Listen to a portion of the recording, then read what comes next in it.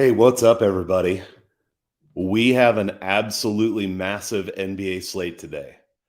I know because I stayed up late breaking it down last night, got up early, and it still took me a ton of time this morning to get through all these games. So there is just a ton to digest. I think there are some good spots. There's a lot of lines that are moving, some spots that were good that maybe are a little bit less good now, but we're going to walk through all of it, probably a little bit longer on this video, or if you're listening on the podcast today, just because there are so many games to get through. As always, if you're listening on the podcast, would truly appreciate if this is beneficial to you. If you give a 5-star rating and review, that'd be amazing. If you are watching on YouTube, a like, any comments, definitely love all that stuff. So with that said, let's jump in.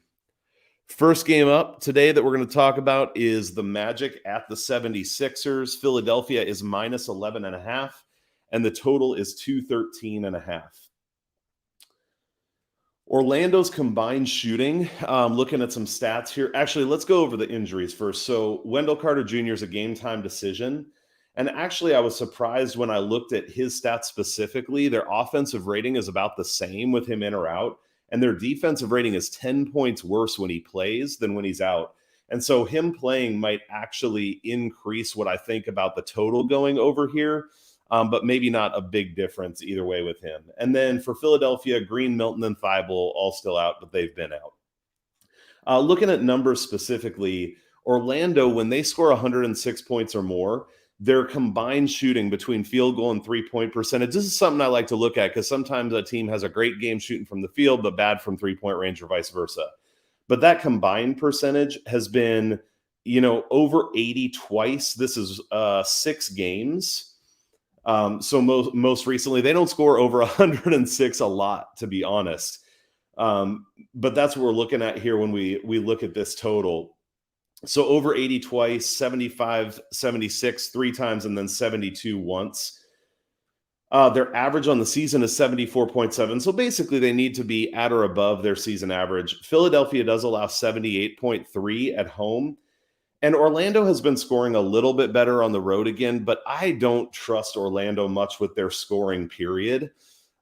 They just can't generate a lot of points. They do average 103 points a game on the road. But Philadelphia allows 105.3 at home. But Orlando's just a team that can get shut down quickly, and Philadelphia has had some good defensive games recently. On the other side, Philadelphia has been playing pretty well. Their last game wasn't so solid, but they're only 7-11 against the spread at home, 8-9 after a loss. Not really confidence-inspiring numbers against the spread here. Looking at the trends overall, there's some trends toward the under, some decent trends for Philly. And then the biggest one is Orlando's 1-6 against the spread in their last 6 against Philadelphia and 1-4 in their last 5.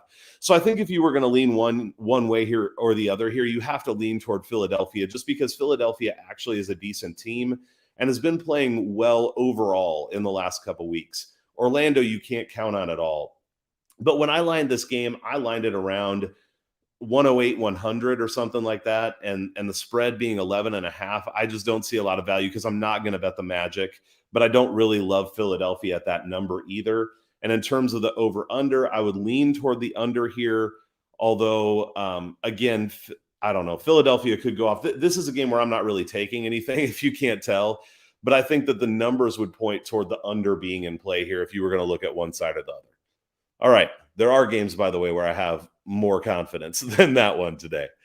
Next game up is the Nets at the Wizards. Washington is minus 1.5, and the total is up there. We've got a few games with high totals today, and this is one of them at 234.5. Obviously, we still have Durant out. That's going to be the case for quite a while. It looks like Claxton's going to be out too, which I do think is a problem for Brooklyn a little bit. He brings more size, athleticism, so I think it's helpful for them to have him in, but maybe not devastating to have him out. Looking now at having Durant in or out, and obviously we have the added factor of Kyrie just coming back in, and so you have to take this stuff with a grain of salt, but Durant's been out 7 games this year now, so it starts to be a big enough sample that we can maybe take a little bit away from it. Brooklyn's offensive rating has stayed almost exactly the same, but their defensive rating is 6 points worse. And I think this could be part of what's playing into the total here, is that Brooklyn can be expected to probably score, especially with Kyrie, score the way that they have been or better, but maybe not be as good on defense because of the people that they have out. They are, in terms of other numbers here, they shoot a little bit worse from the field with Durant out 2 points. And then the big one is they're 6 points worse from 3-point range with him out. And that might not only be because of his 3-point shooting, but because of the space he creates with double teams and stuff like that when he's on the floor. And so it helps to have Kyrie in, but I'm not sure that their 3-point percentage rebounds all the way up to what it is when Durant's in, again, because of that floor spacing. So across the board, basically just saying, I think Kyrie and Durant out, and maybe doesn't make a massive difference, but probably makes Brooklyn a little bit worse on defense and maybe similar offensively. Washington, man, looking at their numbers kind of surprised me, actually. They've scored 110 or more at home in 8 straight games. They've also allowed 110 or more in 6 out of their last 8 at home. And so they've been in a lot of high-scoring affairs here. And with Brooklyn coming in as a team that might be lacking on defense but have a good offense, this is another one where you could see that happening. And thus, the total, when I first looked at it, it was 230.5 all the way up to 234.5 now. Washington has scored 30 or more in the first quarter in 6 out of their last 8. So they do tend to come out of the gate hot. And then Brooklyn has allowed 112, 114, 114 in their last 3 away. And it's a super small sample, but the reason I do the last 3 is because that's when Kyrie and Harden have both been in these games away. So they are giving up, over 110, close to 115 in these games. In terms of trends in this game, there's bad against the spread trends for both teams.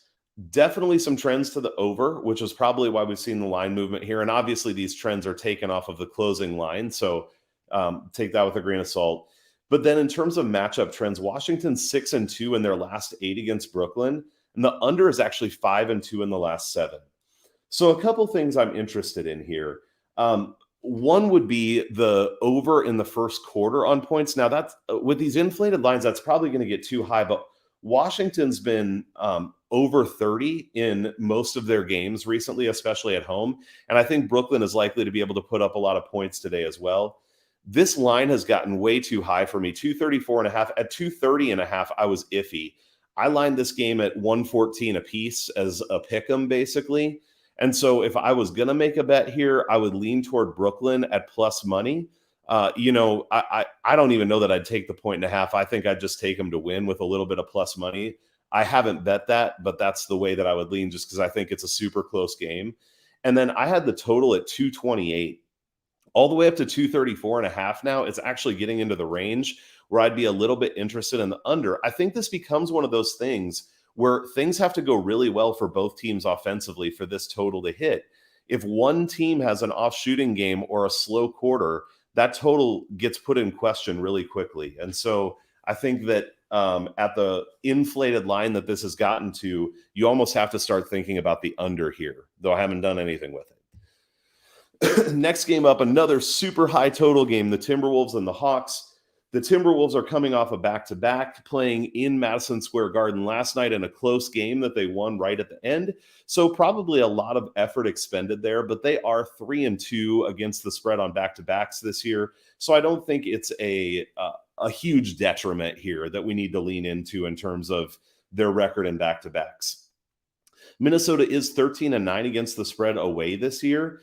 Atlanta's only 8-12 against the spread at home, and they're only 5-12 against the spread after a win, which they are coming off a win in their most recent game where they finally broke out a little bit offensively, where they've been struggling a ton. Bogdanović and Capella are still going to be out in this game, and so while Atlanta did score a ton in the last game, I will come back to questioning how much they can score with Capella out. They struggle more with size, especially athletic size with Capella out. And I talked in one of the streams yesterday about how when Capella's out, it has a pretty profound impact on Trae Young. So it's not so much about just Capella being out, it's what it does to Trae when he's out. And so I think Minnesota has the pieces to cover Atlanta here defensively pretty well. And so matchup-wise, I definitely lean toward Minnesota in this game. But let's get into some of the other numbers. These two teams played on January 15th. Minnesota won 117 to 108 at Atlanta. So I looked specifically when the totals are high, I tend to do this at both teams scoring. And what I looked at is what happens when they score 115 or more points. Obviously, with where the total's gotten to now, 115 isn't even enough out of either of these teams. But I look at rebounds, assists, field goal percentage, 3-point percentage, and then that combination I talked about between field goal and 3-point percentage. The biggest correlations here for Minnesota is when they score over 115, they're over their season average 8 out of their last 8 times in field goal percentage, 3-point percentage, and that combination between the two. So they have to shoot well, basically, in order to hit that number. Well, what does Atlanta allow? At home, Atlanta's allowing 46.6% from the field. Minnesota's season average is 43.9. They're allowing 35.8% from 3-point range. Minnesota's season average is 34.1. And in combination, they're allowing 82.4% field goal and 3-point combined. Minnesota's season average is 78. So Atlanta is allowing, on average, over all of those key numbers to Minnesota. So Minnesota can come in and have an off shooting night any game. That's true of any team in the league. However, the numbers do line up pretty well here for Minnesota to have a positive scoring game. This should be a good environment for them. The other thing I looked at is how many times in the last 10 games has Atlanta allowed over those numbers. They've allowed over that field goal percentage in 6 of 10, 3-point percentage over in 8 of 10, and the combo over in 7 of 10. So they are giving it up more often than not. Looking at the other side, what happens when Atlanta scores 115 or more? The correlations are not quite as strong here. The strongest correlation is in 6 out of the last 8. That combination between field goal percentage and 3-point percentage is over their season average. But we do have to acknowledge that that means that 2 times they were under it and they still scored over 115. And so the correlation, I would say, is not as strong as it is for Minnesota.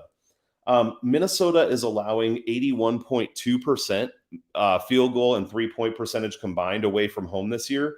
And Atlanta's average on the season is 83.4. So Minnesota is holding teams a little bit below that on average.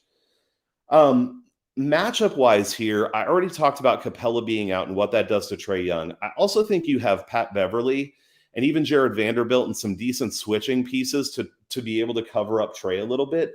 And so I don't think it's a terrible matchup for Minnesota in this one as well. The last thing here is trends. So good against the spread trends on the season for Minnesota, bad ones for Atlanta. A little bit of an over trend for both teams. The one thing that gives me some pause here is that Minnesota is 0-4 against the spread in their last 4 against Atlanta. And then the over is 6-2 in the last 8 between these two teams. So all of that to say, the thing that gives me pause is that one trend out of all the analysis. And then it would give me pause that Minnesota's on a back-to-back after a tough game. But at the same time, that hasn't really been a detriment to them on the season. The other thing is Atlanta had a breakout game in the last game, but they've been pretty terrible, especially on defense and especially at home. So is that trend truly reversing, or did they just have one game that was an anomaly? I still do believe Atlanta can be decent in the long run, but I think they are better once they get Capella back. So I think this is a good spot for Minnesota, especially at the current line. Even Minnesota on the money line, potentially getting some plus money there. At the current total of 235.5, I'd say the same thing as I said in the last game. I wouldn't be likely to take it just because everything has to go right offensively to get over that number. But this is something where I might watch and see live whether that number drops into the 220s. And then I'd be a little bit more interested in hitting a live over if it drops into that range. I think it could go over. I mean, if you forced me to pick, I would pick the over still at 235.5, but I don't see enough value there to bet it. When I lined this game, I had it at Minnesota -4 and a 232 total. So that's where I'm seeing the value on this one at the current line is with Minnesota. Next game up, we have the Hornets and the Celtics. Boston is down to -3.5. This game last night was Charlotte +6.5, I believe, and now they're down to +3.5. So there has been some substantial line movement. The total is at 219.5 in this game. We don't really have many injuries. Oubre is a game time decision, and so he may be back. Marcus Smart, also a game time decision, so he may be back as well. When we look at some of the in-season trends here, nothing major to point out. The biggest thing would just be that Charlotte is 18-9 against the spread when they're on 1 day of rest, which is the case here. Charlotte scored 109 or more away in all but one of their games since Christmas. So 109 actually is a pretty low number for Charlotte historically, but I've talked about this numerous times recently where Charlotte's been playing better defense, but also worse offense. And so the fact that they've been over 109 and all but one away from home since Christmas is actually decent for them given recent trends. They also have allowed 107 or more in all but one away since Christmas. Boston, on the other side, they've actually allowed 100 or less in 6 of 8 at home since Christmas, but they've also scored 100 or less in 4 of those 8 games. So this looks like a game where scoring could be at a premium. And it definitely depends on shooting for both of these teams. I mean, that's true for most teams, right? But definitely Charlotte relies on the three a lot, and Boston does to some extent as well with Tatum and Brown. One of the big things here is there's going to be a little bit of a battle in pace. Charlotte is second in pace on the season, and they've run at over 100 pace in all but 2 games since December 19th. Boston has the 6th slowest pace on the season, and they've run under 100 in pace in every game since November 19th. So you have one team that wants to play faster and one team that wants to play slower. And in these games, it's not always true, but I generally find when there's that kind of combination that the team that wants to play slow has an easier time mucking it up and slowing it down than the team that wants to speed it up. The way that changes is if a team can turn the other one over a lot to create fast break points and speed up the game. But I think the game tends to move toward a slower pace. One of the things I looked at here was totals, because it's a 219.5. And as I started getting into the research, as you can hear, I started to be interested in both of these teams potentially scoring less points. So I looked at Charlotte when they play teams who are under a 96.4 pace, which is about where Boston is. And there are 6 teams that are at that pace or less. In those games, the totals have been 184, 207, 216, 216, 251, so a big one, 200, 213, and then 269. So there were 2 outliers that were way over this number, but 6 out of the 8 came in at under 219.5 when Charlotte plays teams who play with that kind of pace. Then I looked at what Boston does when they play teams who are top 5 in pace because Charlotte wants to try to play faster. What I found there is that they went 4-4, but their totals, again, looking at that 219.5 total, were 196, 211, 219, 184, 198, 238, 269. So 2 big ones in a row, and then 204. So again, 5 out of 8 were under this number. And I do think that with the way Charlotte's been playing recently, they are not a team that's likely to go off for 230 against a team like Boston. Of course, they have the capacity, but I'm just saying percentage-wise, based on the way trends are running, it's not very likely. So I think I would say put it at a 70% chance that this game goes under 219.5. We may know in the first quarter if both teams are shooting great and get off to a fast start, but that's the way I like. The one thing working against that is that the trend between these two teams, 5-1 over in the last 6 at Boston. So that's one thing that works against what I would see in the numbers and the recent play. There are strong against the spread trends for Charlotte on the season. However, Charlotte's 1-9-1 against the spread against Boston, specifically in their last 11. There are also strong in-season trends for the under on both of these teams. So all of that said, if I had to pick here, I like Charlotte, though I like them better at 6.5 or 5.5 than I do at 3.5. And I do like the under here, given all the numbers that I'm seeing. Again, the only thing working against that is the trends between these two teams. Next game up, we have the Blazers at the Heat. Miami is minus 10.5 now. They opened at minus 8.5. So this is another line that's moved pretty substantially. And the total is 212.5. The only real injury news here is that Lowry's still going to be out for Miami. which again does make some difference, but I wouldn't say that it's substantial enough to really sway me in terms of what I think about this game overall. Looking at those in-season trends, they're really bad for Portland. Portland is 5-13 away from home. They've done a little bit better in the last couple games, but I wouldn't say their performance has been awe-inspiring. Having McCollum back helps some, but honestly, all of their away from home struggles at the beginning of the season were really with McCollum and with Lillard most of the time. So I don't think either of those guys are necessarily a savior for this team, especially away from home. Miami, on the other side, they're 11-8 against the spread at home, 15-13 on one day of rest. And Miami's getting healthy again. They have Lowry out, but they have Adebayo back and they have Butler back. This team was one of the best teams in the league the first few weeks of the season. And I think we could potentially see Miami moving back in that direction toward being more consistent and being a stronger team. Having these key pieces back in Adebayo and Butler just creates more space for Robinson and Hero and others to be able to shoot. And so I think we see those shooting percentages come back up for some of these players on Miami as well. They just get way better spacing and can have a way better flow to their offense. Portland away from home, just to add some color to how bad they've allowed 49.3% field goal for field goal percentage, and they've allowed a 3-point percentage of 38.2 away from home, just atrocious. When Miami hits those two numbers like that or above, they're 3-0 in their last 13, and they scored 124, 123, and 125. So if Portland doesn't play any better defense than they have been away from home, Miami should be able to destroy them offensively.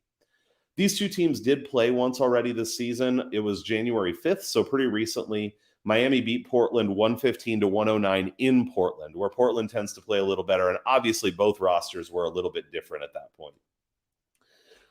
Looking at trends in this game, really good against the spread trends for Miami, bad ones for Portland. That fits with what we've already talked about. Little bit of an overtrend for Miami, and then in this matchup specifically, Portland is 2-5 against the spread in the last 7 against Miami. The over is 6-1 in the last 7 at Miami. Man, I love Miami here. I think this should be, unless they just don't show up, this should be a smash spot for them.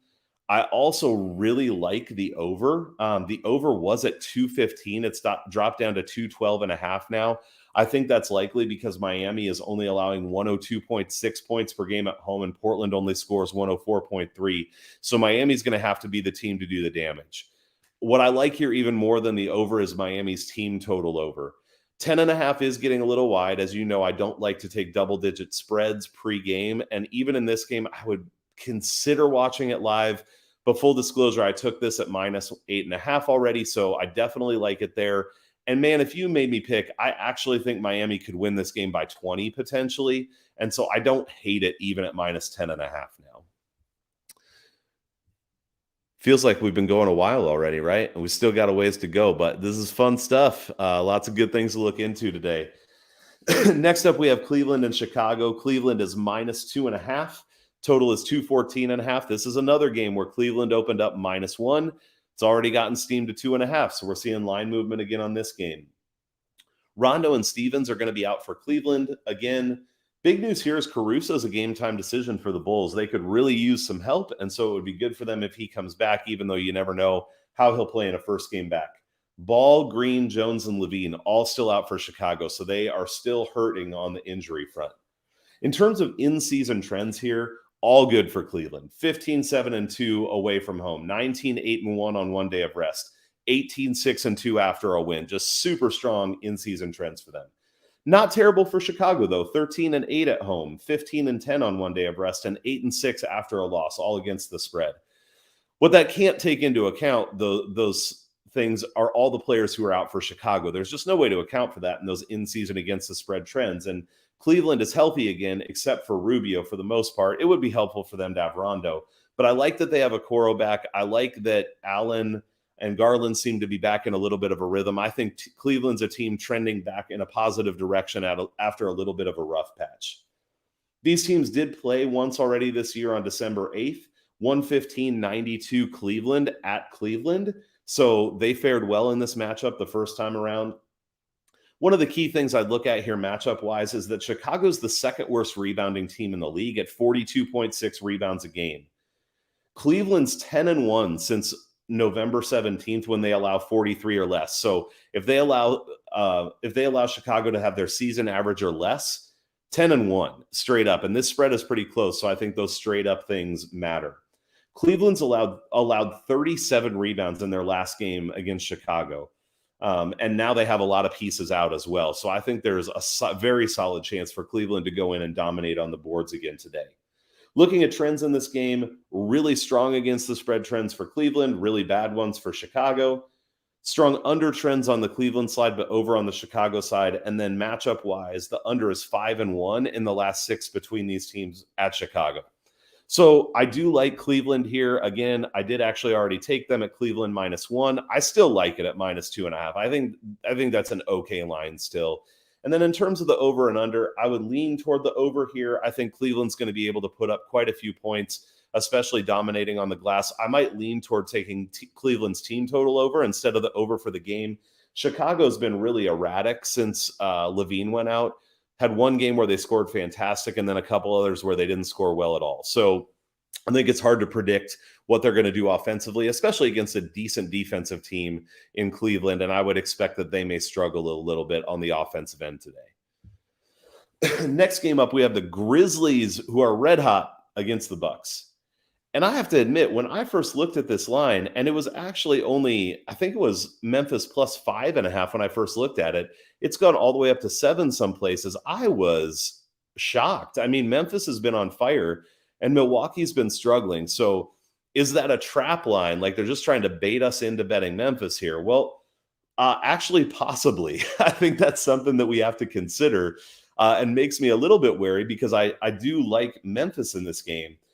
The big things that I think could contribute to the line being where it is, one is that Bane's going to be out for this game, and that is problematic for Memphis. He certainly helps them on both ends of the floor, has been phenomenal shooting the three this year, athletic, can guard a lot of different positions, and so that hurts them for him to not be in. However, Memphis does have pretty decent depth, and so I don't think it kills them to have him out. It is a negative. On the other side, Jrue Holiday could be coming back here. He's a game time decision, and that could be part of this line as well because it does make a difference when Holiday is in. What's surprising is that Milwaukee's defensive rating is basically the same with Holiday in or out, but their offensive rating is 10 points better, 115.6 when Holiday's in and 105.8 when he's out. So I do think this is something to watch, especially in relation to the over-under. Because if Holiday is in, even though it's his first game back, I do think, I've said this actually a lot of times if you listen to this show, wherever you're listening to it, Memphis is a really good team when they have everyone in, and they struggle when any of their pieces are out. So I don't see their struggles completely ending if Holiday stays out here, but if he's back in, I think it could lead to them rolling a little bit more on offense and putting up a lot more points. In this matchup, both teams like to play fast. Memphis has a 99.43 pace on the season. They've been over 106 out of their last 10, but over 105 out of their last 6. So they're trying to play fast recently. Milwaukee, 99.27 pace, and they've been over 106 out of their last 10. So I expect this game to be pretty fast pace. In the last 10 games, Memphis, if you exclude that one game against Dallas, and the reason I exclude it is because they had played so many games that they just died in the second half of that game. So I don't think that it's a good representation of who they are or how they're going to play. And so it's really 9 out of 10 for them. They're averaging 118.3 points a game and only allowing 106.4. Again, having Bane out could hurt that a little bit, but I don't think it's killer. Milwaukee, on the other hand, in the last 10 has averaged 114.3 points a game. They've laid a couple eggs, but have been scoring well. They've allowed 111.2 in their last 10. So both of these teams have been scoring the ball well, and Memphis in particular has been playing good defense. Looking at trends, really strong against the spread trends for Memphis and bad ones for Milwaukee. The under, there are trends for both teams, but then the over is 3-0-1 in the last 4 between these two teams at Milwaukee. So when I look at this game, the way that I lined it, just looking at all the research that I did, is without Holiday, I would make Memphis a 6-point favorite here with a total of 224. So you can see, I like Memphis, but I would go under if Holiday's not playing. If he is playing, I would basically make this game a pick 'em. And so with the points, I still definitely lean Memphis here, but a total of 229. So, with where the total is gone now, I don't have a ton of value there, but I definitely don't like the under anymore either. So I'm going to be watching whether Holiday's in or out. I have made a play on Memphis here already with the points, got it at +7. I think if you can do that, that's a pretty strong play with the way that they've been playing. Only concern there is whether it's a little bit of a trap line or not, and I guess we'll find out. All right, we move on to a game that is the opposite of a game with tons of points being scored, and that's the Raptors at the Mavericks. Dallas up to -4.5. They started out at -2.5, and the total down to 206.5. I believe it started out at 207.5, so it's dropped a bit. This is a game where both teams play with no pace compared to the last game.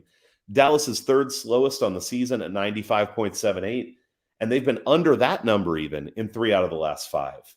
Toronto's fourth slowest with a pace of 95.9, and they've been under that number in 6 straight. So these teams are just playing at snail pace, both of them. Toronto has scored under 100 points in 3 of the last 5 away. That's since Christmas, how many away games they've had. They've allowed over 100, and I'm using that 100 number because this is just going to be such a low-scoring game that's, I think, a good mark of demarcation. They've allowed over 100 in 4 out of those 5 games since Christmas. Dallas, on the other hand, has been over 100 points scored in 4 of 5 at home since Christmas, and they've allowed under 100 in 4 out of 5 at home since Christmas. So both teams doing great defensively. Dallas, at least by those numbers, doing a little bit better offensively. When we look at those in-season trends we talk about, there's not a lot to look at here. The biggest one would just be that Dallas is 18-11 against the spread on 1 day of rest. All the other in-season trends are basically close to 50-50. So this, to me, when I look at this matchup, feels like a close, low-scoring, snail-pace game where both teams already want to slow it down, so they're going to be able to do that. Big thing matchup-wise is how Toronto is able to defend and switch onto Luka and then also Porzingis if he plays, which he's supposed to right now. I think Porzingis actually gives them the best chance offensively because Luka is not a super athletic player, and Toronto has the pieces to be able to cover him, I think. On the other side, how can Dallas defend Fred VanVleet? And I do think that they have the opportunity to do a decent job there as well, probably Jalen Brunson starting on him. But then I think they're able to switch on to him okay as well. However, VanVleet's been just shooting like crazy in every game lately. He finds his spaces. He picks his spots. A couple games I've watched recently, he does nothing, and then they leave him open and he drains the 3. So I don't know that they stop him, but maybe they don't let him go off. In terms of trends on this game, very strong against the spread trends for both teams, under trends on the Dallas side, and then the under is 5-2 in the last 7 at Dallas between these two teams.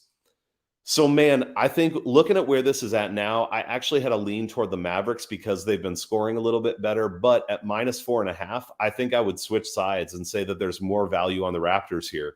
If this is truly going to be a low-scoring game, then points are at much more of a premium on the spread. So Raptors +4.5, I think, is a better look than Dallas -4.5. And then at 206.5, we're getting into tricky territory on the under. But I would still lean that direction. Both these teams are allowing under 100 points a game in a lot of games. So I could see this being a game that's played in the 90s. So that's the way that I would lean on that one. Next game up, we have the Thunder at the Spurs in a game that I will probably not be watching with all these games we have to pick from, but we'll break it down anyway. Oklahoma City, we know on the season, has been scoring pretty terribly. But they've been over their season average offensive rating of 102.9 in 5 straight games. On the flip side, with a grain of salt, they were under that in 5 straight before these most recent. So these things, again, go in waves sometimes, and I'm not sure that it's definitely an indicator that Oklahoma City is getting really good on offense. I think it's just the ebbs and flows of the season a little bit.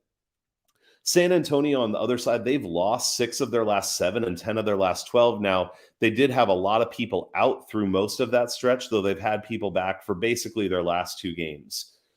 San Antonio's defensive rating on the season is 110.4, not very good. And they've actually been over that in 6 of their last 10. So they're not playing great defense. And they really only had one good offensive game recently, and that was against Houston, who everyone plays well against.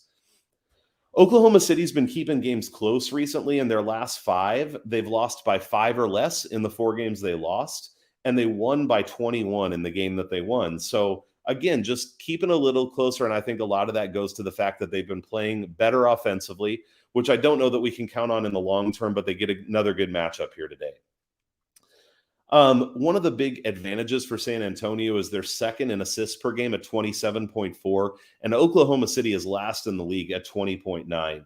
Oklahoma City's also second to last in field goal percentage and last in three-point percentage. So you start to see these stats stack up in terms of why they're not a good offensive team. I think the big question here is just, is San Antonio bad enough on defense that it doesn't matter that Oklahoma City is bad on offense?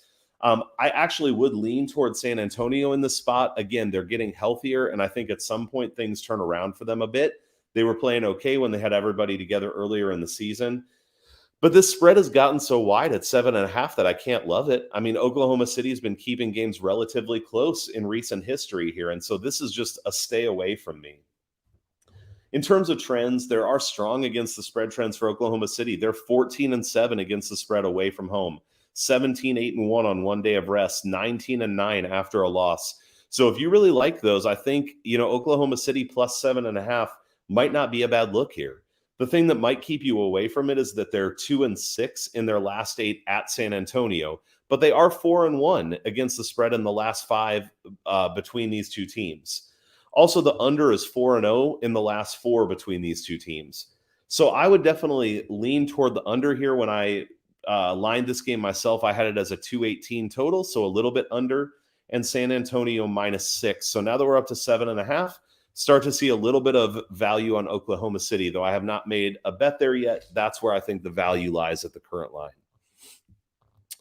We move on to the Rockets and the Jazz. We just talked about one bad team in the Thunder. Now we get to talk about another bad one in the Rockets. The fun thing about Rockets games is that they don't play defense, and so you get to watch a lot of points being scored.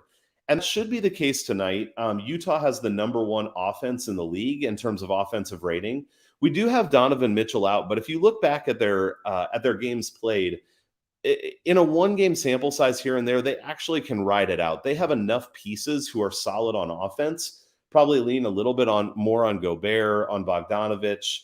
But yeah, they have enough pieces to still be able to do decent on offense. This Utah lineup without Mitchell is still better than teams that are putting up 120 on Houston. So I don't think that this is necessarily an indicator that Utah is not going to be able to score any points. One of the interesting trends from the season is what happens when Utah scores under 100 points. This has happened 6 times this year, actually, but we're just following it. They put up 95 against the Lakers. And here's what's happened in the previous ones. They scored 91, and then they scored 125. They scored 97, and then they scored 127. Before that, it wasn't quite as pronounced. 100 and then 105. Well, and that's not actually 100, under 100, but I looked at 100-point games too. 100 and then 110, 99, and then 107. They've scored under 100 twice since December 1st, but they've done that twice in their last 3. So they've bounced around. They went 91, 125, now 95. I do expect some kind of bounce back here, especially against a really bad defensive team.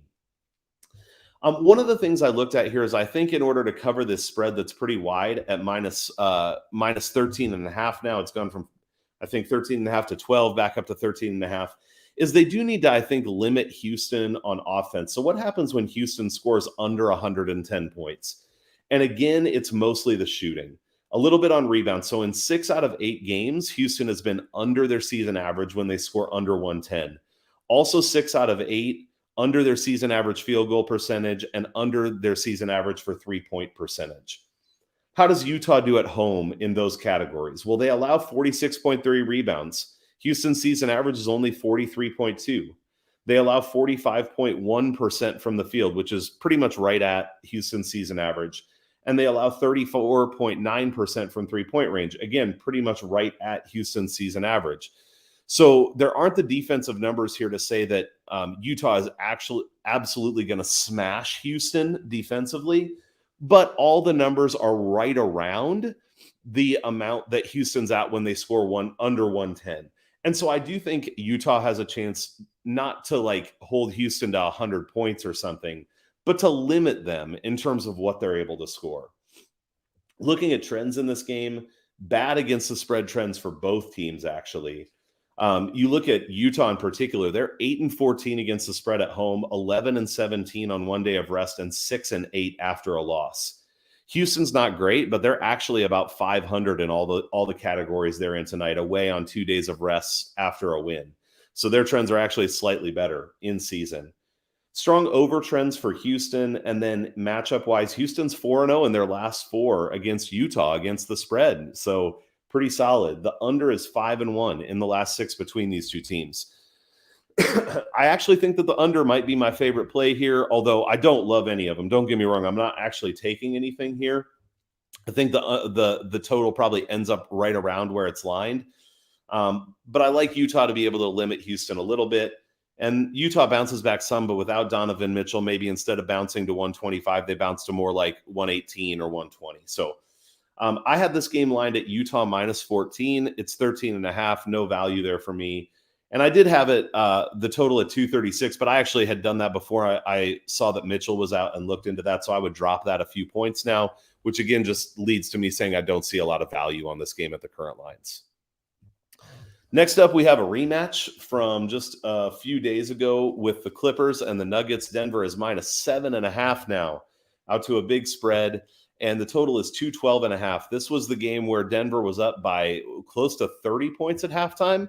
I had Denver, I think they were only like -2 or something, I want to say, and then they ended up not even covering the spread. So I'm wearing my Denver hat today, hoping for a little bit of good luck for them, but I do not have a lot of faith in Denver with the way they're playing this year. Now, in the Clippers' last game against Indiana, they absolutely exploded. I'd have to go back and look, but I think they scored 136 points, way beyond anything else they've done this season. I mean, this is a team that's averaging 104.9 points a game on the season. So that game was an absolute anomaly. And I don't even expect to see that again this season. Maybe once Paul George comes back. But I put no stock in the amount of points they score. If anything, I think they just bounce way back down after a game like that. Denver scoring a little bit better at home, 109 compared to 106.6 on the season. They give up a little bit less at home, but pretty much at their season average of 105. The Clippers only score 102.6 away from home, and they give up about 105. Denver has been at 107 or more in 8 of their last 10 games at home. This is where I do think that they've been scoring a little bit better at home, and especially in their recent games here, they've kind of gotten it going. They have allowed 107 or more in 8 out of their last 10 at home as well, though. So it's really just been that the games are a little bit higher scoring. So that might lead us to want to look at the over. However, the Clippers have been under 100 in 4 out of their last 6 away. They've only allowed under 100 in 1 of their last 6. So I like this as a bounce back spot for well, not bounce back, but like in terms of this specific matchup. I do like Denver to win here. I am just not sure about this spread. In another low scoring game or relatively low scoring, 7.5 is just a lot of points. I actually lined this game as Denver minus 4.5 or so. And so you could say there's a little bit of value on the Clippers. However, because of this matchup specifically, what happened the last game, the fact that Denver's been closing better and the Clippers went off offensively in their last game, it's not a spot where I would bet the Clippers at almost any number. And I know that's not the way value bettors do things. They set a line and then they find value, but I just hate this matchup for the Clippers. I mean, I could see Denver blowing them out here by 10 plus. And so if this number came down, and I might watch it live, if this gets down under 5, I'd be interested in Denver. In terms of the total, I had it at 212. It's 212.5. So again, for me, I don't see any value there. If anything, I would consider the Clippers team total under, but it's going to be so low given the spread in total that there's probably not a ton of value there either, as Denver has been giving up more points at home. I don't think I covered the trends here. The only real trend that I would say that's of any note here is that the under is 10-4-1 in this matchup, specifically in the last 15 at Denver. That's kind of a large sample size, but again, would push me toward the under if anything, but probably nothing for me on that game. All right, next up, we go to the Pistons and the Kings. The Pistons are on a back-to-back after getting destroyed by Golden State yesterday, though they almost covered the spread. It was close, but didn't really play great. And a lot of times they don't play great. They're averaging 99.6 points per game away this season and giving up 114.5. So they've got a spread of about 15 points on average away from home. Hayes is a game-time decision for them. Olynyk's still out. And then Halliburton's actually a game-time decision for Sacramento here. Sacramento has the fourth worst defensive rating in the league at 113.3. And if you look at what Detroit does against teams that are in the bottom 6 of defensive rating, just to widen that out a little bit, it's really not fantastic. They've lost 5 out of 6 games against those teams. They've given up 140, 116, then 109, 110, but 129, 104. They really don't score that well. They had 111 and 112 in a couple of those games, but others 107, 93, 92, 107. Detroit's just been a team that struggled to score, period. I actually had felt a little bit higher on them because Cade Cunningham was coming around, and I think it'll help them a little bit to get Olynyk back when they do. He was a helpful piece. But I just can't bank on Detroit right now. I mean, they are 3-4 against the spread off back-to-back, so not terrible. The back-to-back's not a killer for them. But Sacramento's also been a little bit better at home. Still bad. They're 12-4, 12-14 straight up at home, but have played a little bit better. So the Kings are a stay away for me in general. I have gotten them wrong so many times in a row that I just have to stay away for now. But if I was going to take a lean on this game, I would lean toward Sacramento. But again, I think their spread started out at -4.5. Now it's 6.5. Maybe, if anything, a little bit of value on Detroit. I just don't think there's value on Sacramento -6.5 versus almost anybody because they're just not a good team. The total at 222.5, I would lean over there just because both of these aren't great defenses. But again, I just shared with you how Detroit hasn't necessarily scored fantastic, even against bad defensive teams. So I can't feel great about that. In terms of matchup trends here, Detroit is 10-3 in their last 13 against the spread at Sacramento. So again, that speaks to, if anything, maybe a little bit of value in Detroit at +6.5 now. The under 6-2 in the last 8 between these two teams specifically. So a game that I'm probably just going to stay away from overall, but again, hopefully some of those numbers can be helpful to you if this is a game that you like and you have edges that you're seeing there. We made it. We're to the last game on the slate. It is not every day that I do a solo episode and we go 50 minutes, but that's what we're going to hit today. But it's just such a big slate that that's where we got. It's been fun for me. Hopefully it's been fun and helpful for you guys. Let's go through this last game of the day with the Lakers and the Pacers. Lakers are -4.5, and the total's at 225.5. For Indiana, Brogdon and Lamb are game time decisions. Looks like Turner will be out again. On the Lakers side, Carmelo Anthony is a game time decision, but other than that, they should be pretty healthy. So if you remove the last game, we talked about this anomaly game between Indiana and the Clippers when we were talking about the Clippers breakdown. This is an anomaly for Indiana, too. They scored, I think, 133. They don't do that. If you take that game out, Indiana hadn't scored over 105 points away from home since November 22nd. So it's been almost 2 months since Indiana scored over 105 points away, except that last game versus the Clippers. They just don't score like that. They've been under 100 away in 10 games this year, 10 of their away games, under 100. The Lakers, on the other hand, have been scoring pretty well at home in recent times, 119 or better in 4 of their last 6 at home. Indiana's, really up and down in terms of what they do defensively on the road, allowed anywhere between 102 and 114. So it's really up and down, but I don't expect a great effort from them in this game. For the Lakers' three-point shooting, man, I've been going so long I'm not able to say this anymore, but their three-point shooting is really important. 33% or better is a positive trend for their scoring, up near 110 or better. So on the season, Indiana allows 36.4% from 3-point range away from home. So 3.5 points better than that 33%. They've been at 39% or better in 4 of the last 5, the Lakers have. So they've been shooting the ball pretty well. A big part of that is Malik Monk. He's the one who primarily has to stretch the floor and be hitting threes for them to be successful. Now, the Lakers are giving up a high field goal percentage lately. This is one trouble spot I see for the Lakers. They've given up 50% or better in 4 of the last 6 games from the field. And Indiana does score a lot when they get over 50% from the field. In their last 6 where they've done that, which goes back quite a ways, they've been at 133, 125, 121, 118, 122, and 116.